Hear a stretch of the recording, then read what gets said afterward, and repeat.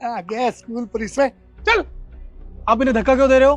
तू कौन है और ये भीड़ लेके कैसा आया है? तुझे आज काम वाम नहीं मिला क्या? मैं यहाँ अपने काम से आया हूँ। अरे सारे स्टाफ कहाँ चले गए? आना तो धक्के दे के बाहर निकलवाऊं। कहाँ चले गए तुम लोग? और ये भीड़ इतनी आगे, तुम इनको रोक नहीं सकते? इसकी हिम्मत तो देखो, एक गवर्नमेंट टीचर के सामने बोल रहा है। मैं बस ये जानना चाहता हूँ कि आप इनको धक्का देके क्यों निकाल रहे हो? क्योंकि ये कचरे वाले की बच्ची है, इसको एडमिशन यहाँ नहीं दे सकते क्योंकि यहाँ बड़े घरों के बच्चे पढ़ते हैं। तो क्या हो गया, पढ़ने का अधिकार तो सबका है ना। इस फटीचर के बच्चे को एडमिशन दूं? इनके पास खाने के पैसे नहीं है, यूनिफॉर्म के पैसे नहीं है, किताब खरीदने के पैसे नहीं है। अब ये चाहे कितना भी कर ले, कचरे वाले के बच्चे कचरे वाले ही होते हैं। पढ़ लिख के बड़े अफसर नहीं बन सकते, सपने सपने ही रह जाते हैं। ये जो स्कूल है ना, यहाँ पे सिर्फ ऊंची जाति के बच्चे पढ़ते हैं। आसपास कहीं भी नीची जाति के बच्चे मिल जाते हैं ना, तो हमको गंगा जल छिड़कना पड़ता है। आज तो मेरा मूड ठीक है, तब धक्के दे के निकाल रहा हूँ, वरना लात मार के निकालता हूँ और कई किलोमीटर तक इनको पास आने नहीं देता, क्योंकि ये कचरा वाले हैं। ये तो कचरे का काम करते हुए ठीक लगते हैं। तू ज्यादा ज्ञान मत दे। पुलिस को बुलाऊं, अंदर डलाऊं? बिल्कुल ठीक कहा सर आपने।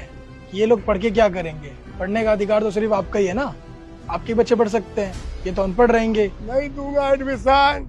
चल निकाल निकाल, ए निकालो बाहर उसको। सर आप? क्या सर सर लगा रखा है?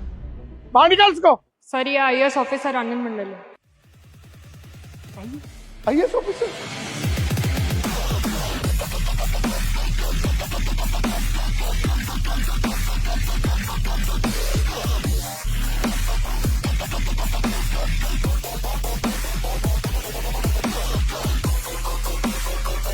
सर धूप बहुत पड़ रही है, थोड़ा अंदर आएंगे? एसी में बैठ जाइए सर। क्यों, ये धूप आपको अच्छी नहीं लग रही? एसी में बैठ के बात करना है, जो बात होगी यही होगी और इन गांव वालों के सामने होगी। Sir please. पता है मैं यहाँ क्यों आया हूँ?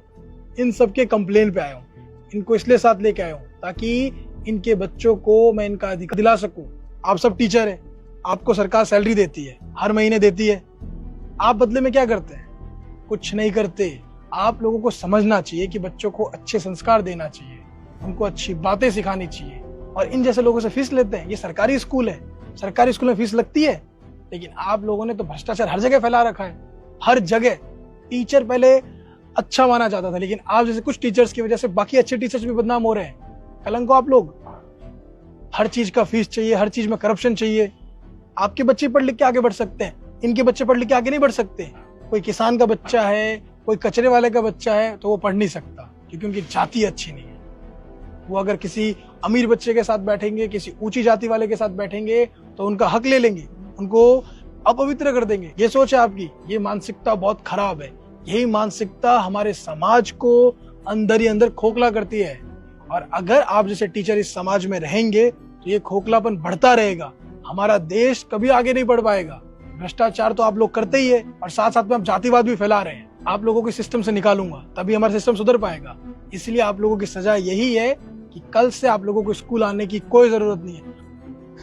नहीं सर, एक बार माफ कर दीजिए सर। अगर सॉरी बोलना है तो इन जैसे लोगों को बोलिए, जिसका हक आपने मारा है, जिसका अधिकार आपने नहीं दिया है।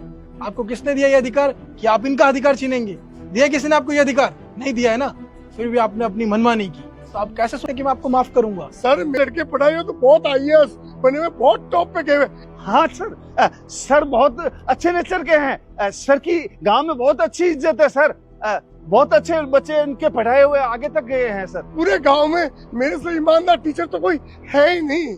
आप लोग कितने ईमानदार है ये मैं देख चुका हूँ अभी सब कुछ अपनी आंखों से। आप लोगों ने जो हरकत की है ना, उसके लिए माफी आप लोगों को कभी नहीं मिल सकती है।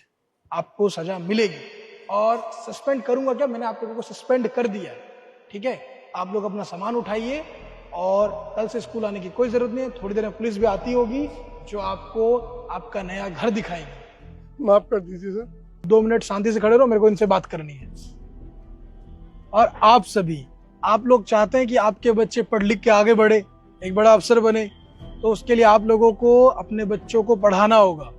जब आप लोग अपने बच्चों को पढ़ाओगे तभी वो आगे बढ़ पाएंगे, तभी आप जैसे लोग इन जैसों के सामने टिकेंगे, वरना ऐसे लोग आप लोगों का हक मारते रहेंगे। इसलिए अपनी आवाज को बुलंद कीजिए, लड़िए, आवाज को ऊपर तक पहुंचाइए, तभी आप लोगों की हालत सुधर पाएगी। और हमेशा कभी भी आप लोगों को प्रॉब्लम होती है तो तुरंत कंप्लेन कीजिए। इन जैसे लोगों की वजह से अपनी आवाज दबाइए मत। आप जितना लड़ेंगे उतना ही आगे बढ़ेंगे। अपनी आवाज को बुलंद कीजिए और कोई भी आपको तकलीफ देता है तो हमारे पास आइए, हम उसको ठीक करेंगे, हम आपकी मदद करेंगे। समझे आप लोग? आप जैसे लोग बस समाज को अंदर ही अंदर खोखला बनाते रहते हैं। जिस थाली में खाते हैं उसी थाली में आप लोग छेद करते हैं। मुझे शर्म आती है आप जैसे टीचर्स पे। अगर आप लोग ईमानदार रहेंगे तो बच्चे भी ईमानदार बनेंगे, लेकिन आपसे बच्चे क्या सीखेंगे? सिर्फ करप्शन को और आपके पूरे स्टाफ को डिसमिस किया जाता है। ये एक सबक है उन सभी टीचर्स के लिए जो आप जैसे हैं। अब जाके चुपचाप उस कोने में बैठ जाओ, आपकी बारात अभी थोड़ी देर में निकलेगी। बहुत भ्रष्टाचार किया है ना आपने, बहुत भेदभाव फैला लिया, बहुत जातिवाद फैला लिया। सजा तो मिलके रहेगी आप लोगों को। चलिए अब घर जाइए और आपके बच्चे का एडमिशन हो जाएगा, फिक्र मत कीजिए।